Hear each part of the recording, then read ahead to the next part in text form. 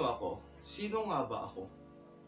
Ako si Ken Justin M. Salagubang, natira sa Estrella Rizal, Nueva Ecija, ipinanganak noong November 18, 2006. Ako ay isang simpleng tao gaya ng iba. Mayroon din akong mga pangarap na walang katapusan. Kapag mayroon na akong mga ninanais na bagay na aking nakamit ay mayroon naman akong mga bagong pangarap na nauusbong sa aking puso at isip. Ano ang layunin ko sa buhay? Ang layunin ko sa buhay ay mabuhay sa pang-araw-araw at ang layunin ko din na mapagtapos at makamit ang pinapangarap ko kurso upang matulungan ko ang aking mga magulang.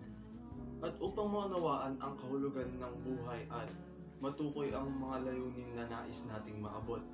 Ang mga ito ay nagbibigay ng direksyon sa ating mga gawain at sa patutunguhan ng ating mga desisyon. They will pass and you'll abandon things you were addicted to and leave someone and cancel a dream and finally accept a reality.